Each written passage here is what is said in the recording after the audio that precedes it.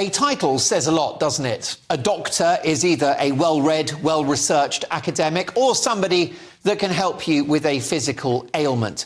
A sir, a dame or a lady is a venerated member of society whose contribution to one field or another, charity, the creative arts or industry, is worthy of note or reward.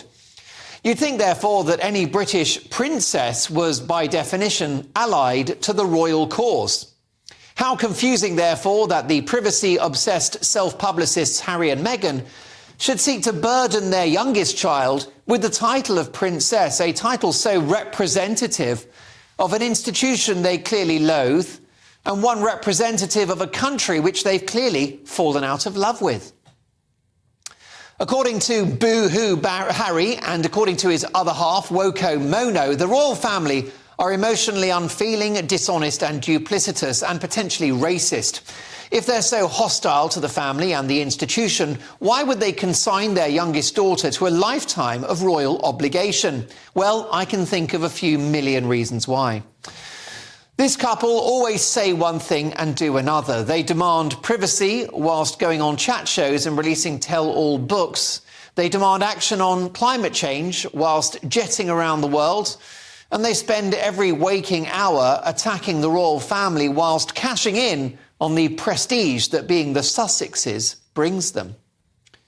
As for their youngest daughter, who, by the way, is a beautiful child, and we wish her every happiness in her life going forward, well, it's not her fault. I'm sure she's a terrific kid and will have a brilliant and constructive life. But by christening her princess, her parents are signing up to a British tradition that they claim to dislike so much and which I thought they were leaving.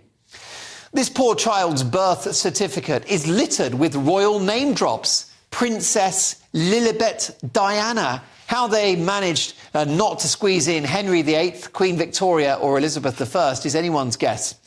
It's obvious this couple want to have their cake and eat it, and they will never give up the royal gravy train. Calling their daughter princess is shallow, it's cheap, it's gold-digging and it's utter double standards.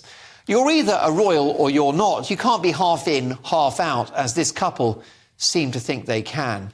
Right now they're laughing at the institution, they're laughing at King Charles, and they're laughing at the country, whilst laughing all the way to the bank. What a pair of bankers. I think it's time for Charles to call the bluff of this couple. He's already dumped them out of Frogmore, which had me leaping for joy. And I think now he should dump them out of his family, tear up the invitation to the coronation and make it clear they are no longer royals, even if they call themselves as much.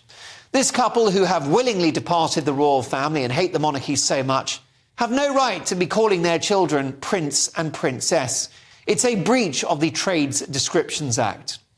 They are no more prince and princess than I am the fifth Beatle. It's time the world's most entitled couple lost their royal titles.